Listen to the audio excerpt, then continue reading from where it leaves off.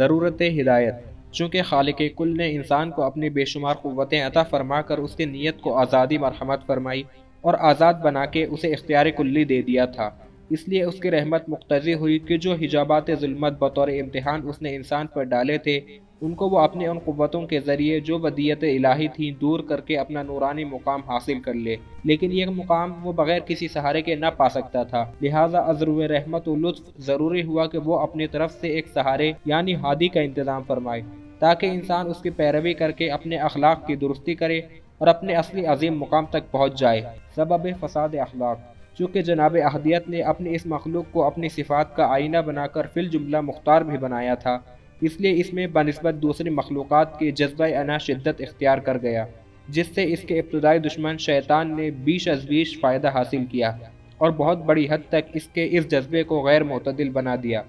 تو اس جذبے کے عدم اعتدال نے یا یوں کہا جائے کہ اس جذبے کی شدت نے اخلاق انسانی کو تباہ و برباد کر دیا، جس کے باعث یہ دنیا فسادات کی اماجگاہ بن گئی۔ یہی ان خرابیوں کی جڑ اور بیخ تھی جس کے دفعے کے لیے خداوند عالم نے 1,24,000 انبیاء کو مبعوث فرمایا۔ ضرورت اعتقاد وجود الہی۔ انسان کے جذبہ انا نے اس میں خود پرستی اور خود غرضی پیدا کر دی، جس کے باعث اس کی نیت فاسد ہونے لگی اور نیتوں کے فساد سے تمام عالم میں فسادات کا اندیشہ پیدا ہو گیا۔ لہٰذا ضروری ہوا کہ انسان کے اخلاق کو برائیوں سے دور رکھنے کے لیے انتہائی کوشش کی جائے، مگر اس سلسلے میں سب سے اہم بات اس کی نیت کو درست کرنا اور درست رکھنا تھا۔ ضروری تھا کہ جس کا طرز فکر صالح نہیں رہا ہے اس کا انداز فکر صالح ہو جائے، اور جس کا انداز فکر صالح ہے اس کی صالحیت باقی رہے۔ سب کے سامنے اور جلوت میں تو انسان کسی برائی کا مرتکب ہوتے ہوئے شرماتا بھی ہے، لیکن اس کی تنہائی اور خلوت کی درستگی اس کے اخلاق کی حقیقی و واقعی درستگی تھی۔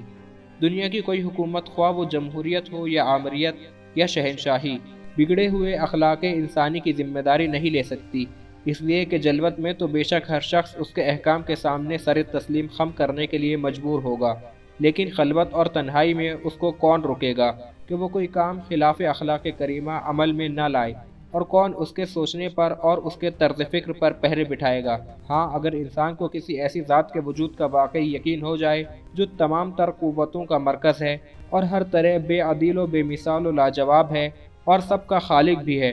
تمام موجودات اس کی مخلوق ہیں اور وہ ان کی تمام ضروریات کا عالم ہے اور ایسا عالم و قادر ہے جس کے علم و قدرت کی کوئی انتہا نہیں، اور وہ اپنی مخلوق پر نہایت مہربان بھی ہے، ان کو ہر طرح کی نعمتوں سے نوازتا ہے، ان پر اپنے لطف و کرم کی بارش کرتا رہتا ہے، اور اس کے ساتھ وہ ہر ایک نیک و بد حرکت و سکون کا مشاہدہ کر رہا ہے، ہر شے اس کی نگاہ میں ہے۔ اگر انسان نیک کردار بنے اور بدکاری سے بچے تو اس کو اس کی خوشنودی حاصل ہوگی، ورنہ اس کی ناراضگی کا خوف ہے، جس کے باعث سخت ترین عقوبات کا سامنا کرنا پڑے گا۔ تو ایسا یقین و اعتقاد واقعی طور پر انسان کی نیت اور اس کے کردار پر اثر انداز ہو سکتا ہے، مگر پھر وہ یہ سوال کرنے میں حق بجانب ہوگا کہ وہ کون سا طریقہ ہے جس پر عمل کرتے ہوئے وہ اپنے مالک کی خوشنودی یقینی طور پر حاصل کر لے۔ اس لیے ضروری ہوا کہ خلاق عالم اپنی طرف سے اپنی مخلوق کے لیے کوئی لائحہ عمل پیش فرمائے۔